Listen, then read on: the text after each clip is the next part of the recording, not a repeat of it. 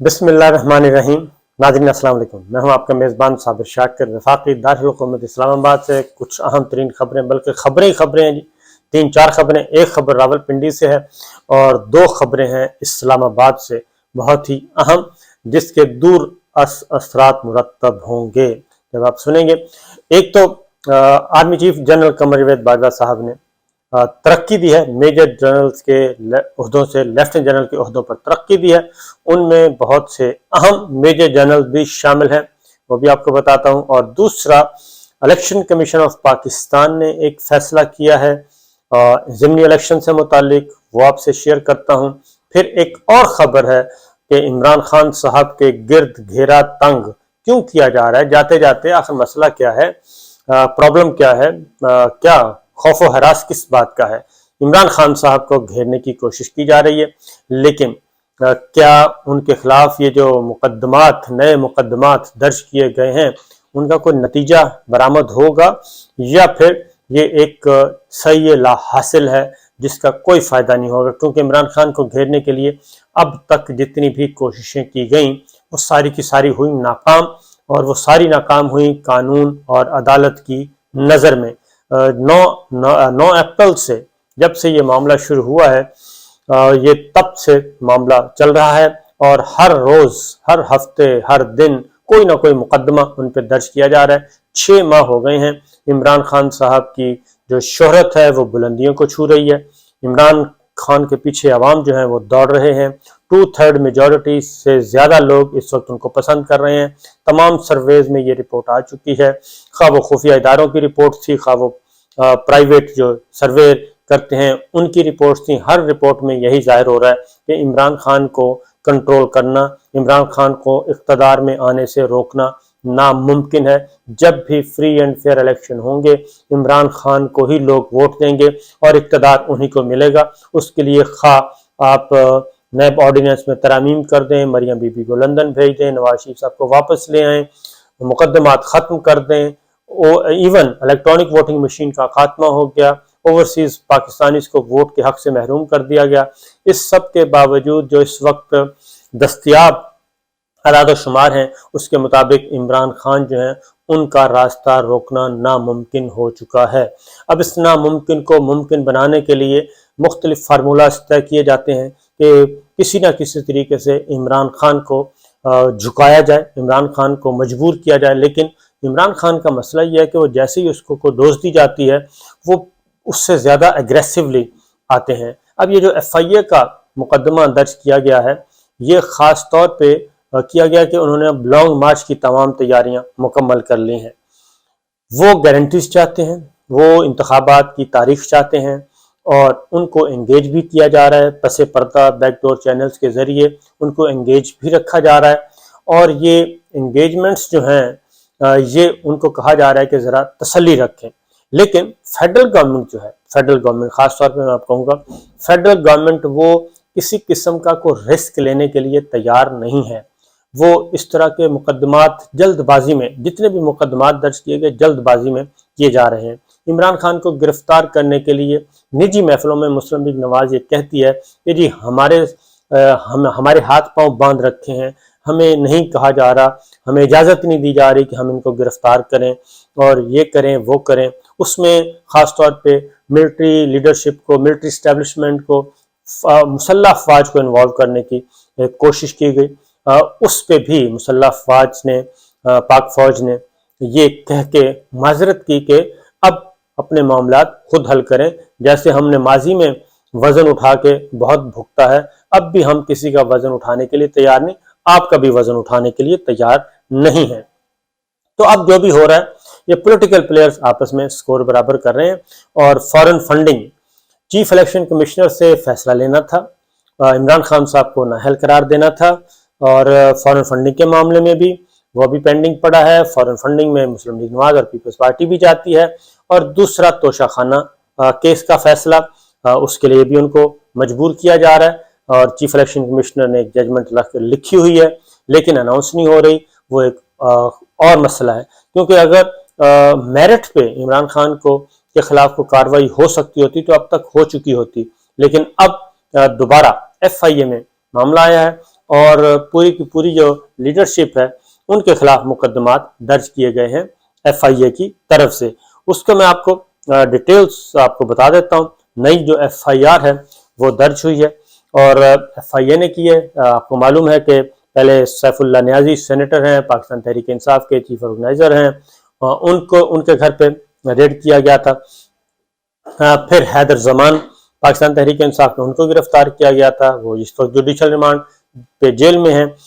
پھر سیف اللہ نیازی صاحب کو اٹھایا گیا تھا پارلیمنٹ ہاؤس کے اندر یا باہر، جو بھی آپ کہہ لیں۔ تو اب مقدمہ درج کیا گیا ہے۔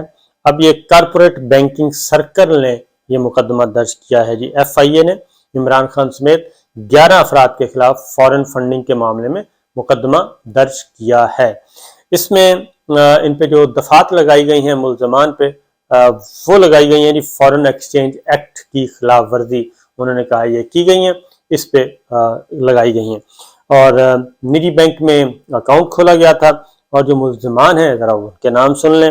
اس میں سب سے پہلے تو عمران خان صاحب خود ہیں، سردار اظہر طارق، سیف اللہ نیازی، سید یونس عامر کیانی معروف، طارق شیخ، طارق شفیع بھی نامزد، اور تحریک انصاف کا یہ جو نجی بینک میں اکاؤنٹ تھا جی، اس میں اس کے جو مینیجر ہیں ان کو بھی شامل کر لیا گیا ہے، کیونکہ وہ کہتے ہیں کہ یہ غیر قانونی طور پہ بینک اکاؤنٹ جو آپریٹ ہو رہا تھا۔ پھر کوئی ابراج گروپ آف کمپنی سے $21 لاکھ آئے، یہ بھی بتایا گیا ہے۔ اور عارف نقوی کا الیکشن کمیشن میں ایک بیان حلفی بھی جمع ہوا تھا۔ یہ ساری چیزیں اس میں جمع کر لی گئی ہیں، اور عمران خان سمیت یہ 11 افراد ہیں ٹوٹل جن کے خلاف مقدمہ درج کیا گیا ہے۔ اس میں یہ اب اس سلسلے میں جی آپ دیکھتے ہیں کہ اس پہ کیا ہوتا ہے، کیونکہ یہ مقدمہ اس وقت درج کیا گیا جب معاملات، اصل میں مسلم لیگ نواز کو ایک شبہ ہوا ہے، اور وہ شبہ ہی جو ہے وہ شبہات پیدا کر رہا ہے، اور وہ ہے ایوان صدر میں ہونے والی ملاقات۔ اس کے بعد مسلم لیگ نواز سمجھتی ہے کہ جناب جانے سے پہلے اگر انہوں نے جانا ہے تو پھر جانے سے پہلے کچھ ایسے کام کر لیے جائیں جو کہ بعد میں کام آئیں، اور چیزیں بدلتے، وہ کہتے ہیں پاکستان میں بدلتے ہوئے دیر نہیں لگتی۔ تو بہرحال ایک تو یہ ہے، لیکن عمران خان صاحب جو ہیں وہ ان مقدمات کو جیسے ہی ان پہ کوئی مقدمہ ہوتا ہے وہ مزید اگریسو ہو جاتے ہیں۔ انہوں نے آج بھی جو جلسہ کیا اس میں بھی انہوں نے بتا دیا کہ جناب یہ پریشر جو ہیں، یہ جھوٹے مقدمے، ان سے میں کوئی گھبرانے والا نہیں ہوں، یہ انقلاب کوئی نہیں روک سکتا، عوامی انقلاب ہے، وہ حلف لے رہے ہیں لوگوں سے۔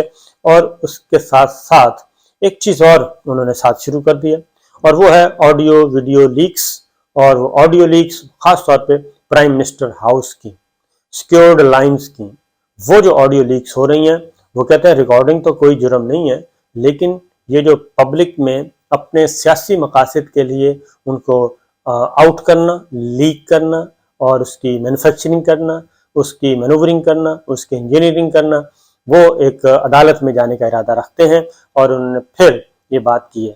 اب ایک اور خبر میں نے آپ کو کہا تھا کہ اس سے فیصلہ ہو جائے گا کہ کیا ہونا ہے، وہ ہے الیکشن کمیشن آف پاکستان نے آج فیصلہ کر لیا ہے کہ جناب ہم ضمنی الیکشن کروائیں گے، اور ضمنی الیکشن ہوگا۔ ساروں کو بلایا ہوا تھا، چیف سیکرٹریز کو، آئی جیز کو، ڈی جی ملٹری آپریشنز کو، اور سب کو بلایا ہوا تھا۔ اور اس کے بعد پھر جو پریس ریلیز جاری کیا گیا اس کے اکارڈنگلی اب 16 اکتوبر کا بھی الیکشن ہوگا، اور سندھ میں بلدیاتی الیکشن بھی 23 اکتوبر کو ہوگا۔ اس سلسلے میں کوئی ڈیلے نہیں کیا جائے گا۔ تو جناب ایک البتہ کرم کا الیکشن جو ہے کرم ایجنسی، وہ پوسٹ پون کیا گیا ہے، باقی تمام انتخابات ایز پر شیڈول ہوں گے۔ اس کی وجہ یہ ہے کہ عوامی نیشنل پارٹی نے یہ دھمکی دے دی تھی کہ اگر الیکشن ملتوی کیا گیا، کیونکہ وزارت داخلہ، رانا ثناء اللہ صاحب کی وفاقی وزارت داخلہ نے یہ خط لکھا تھا الیکشن کمیشن کو کہ 90 دن کے لیے الیکشن ڈیلے کر دیا جائے۔ ANP نے اس کا پھر سخت جواب دیا، انہوں نے کہا کہ اگر الیکشن ڈیلے ہوا تو ہم حکمراں اتحاد سے باہر آ جائیں گے، حکمراں اتحاد سے باہر آتے ہیں تو وزارت عظمیٰ جاتی ہے اور فیڈرل گورنمنٹ ڈیزالو ہوتی ہے۔ تو لہٰذا یہ فیصلہ الیکشن کمیشن کو بتا دیا گیا، اور وہ پھر ایک طرف خط لکھا گیا تھا، دوسری طرف سے پریشر آیا۔ تو آپ اس سے اندازہ کر سکتے ہیں کہ الیکشن کمیشن آف پاکستان کس کی ہدایات پہ چلتا ہے اور کس سے ہدایات لے رہا ہے. تو ورنہ تو یہ طے تھا کہ وزارت داخلہ نے خط لکھ دیا پوسٹ پون ہو جائیں گے 90 دن کے لیے، لیکن اے این پی نے جب دھمکی دی تو پھر اسی گورنمنٹ نے کنوے کیا ہوگا کہ جناب مہربانی کریں وہ ہمارے خط کو آپ اگنور کر دیں. تو لہٰذا یہ ہوا ہے. اب آتے ہیں جی ترقیاں جو ہوئی ہیں وہ ذرا سن لیں. ترقیاں ہو گئی ہیں اور میجر جنرلز اہم عہدیداروں کو ترقیاں دی. میجر جنرلز ہیں اس میں امپورٹنٹ میجر جنرل بھی یعنی کہ نون جو ہوتے ہیں وہ بھی شامل ہیں. پاک فوج میں 12 میجر جنرلز کو ترقی دی گئی ہے لیفٹیننٹ جنرل کے عہدے پر، اور ان میں جو ترقیاں ہوئی ہیں ان میں ہے جی چیف انجینئر ہیں army, chief engineer army major general Inam Haider ملک کو پروموٹ کیا گیا ہے، 3 اسٹار جنرل بن گئے ہیں جی. اسی طریقے سے D G doctrine and evaluation major general Fayyaz Hussain Shah آئے ہیں. Vice chief of general staff major general Nauman Zakaria, یہ اہم عہدوں پر رہ چکے ہیں. نعمان ذکریہ خاص طور پہ ڈی جی ایم او بھی شاید رہ چکے ہیں، یقیناً رہ چکے ہیں شاید نہیں. Major general Muhammad Zafar Iqbal promote ہوئے ہیں جی. اور D G perspective planning cell major general Iman Bilal Safdar promote ہوئے ہیں. D G military training major general Ahsan Gulzar promote ہوئے ہیں. Chairman HIT major general Syed Amir Raza promote ہوئے ہیں. اور commandant school of infantry major general Shahid Imtiaz promote ہوئے ہیں. محمد منیر افسر یہ پروموٹ ہوئے ہیں. D G ISPR major general Babar Iftikhar promote ہوئے ہیں. میجر جنرل یوسف جمال اور میجر جنرل کاشف نذیر یہ پروموٹ ہوئے ہیں جی. اور ان کی پروموشن کر دی گئی ہے army chief general Qamar Javed Bajwa کی صدارت میں. تو اس طریقے سے یہ آخری پروموشنز ہیں جو کہ کی گئی ہیں میجر سے لیفٹیننٹ جنرل کے عہدے پہ جو کہ ہوئی ہیں army chief general Qamar Javed Bajwa کے دور اقتدار میں. تو یہ اہم خبریں ہیں جی.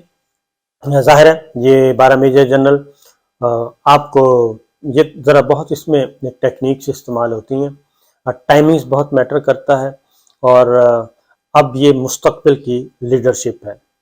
یہ ان میں سے کچھ جو ہیں وہ آپ کو بتاؤں گا کہ آگے اگلے ویڈیو میں انشاءاللہ بتاؤں گا. یہ 3 اہم ترین خبریں ہیں اور تینوں خبریں اپنی اپنی جگہ پہ امپورٹنٹ ہیں. پاک فوج میں ترقیاں اور الیکشن کمیشن آف پاکستان کا فیصلہ اور عمران خان صاحب کا ایک نئے سے نئے مطالبات، اور پھر انہوں نے جو عدالت میں جانے کا، اور ساتھ ہی ساتھ ان کے خلاف مقدمات درج کیے گئے ہیں. بہرحال یہ ہو رہی ہے جی پاکستان کی سیاست. جیسے جیسے 29 نومبر قریب آ رہا ہے پاکستان کی سیاست میں بھی تیزیاں آ رہی ہیں. اجازت دیجیے، اللہ حافظ.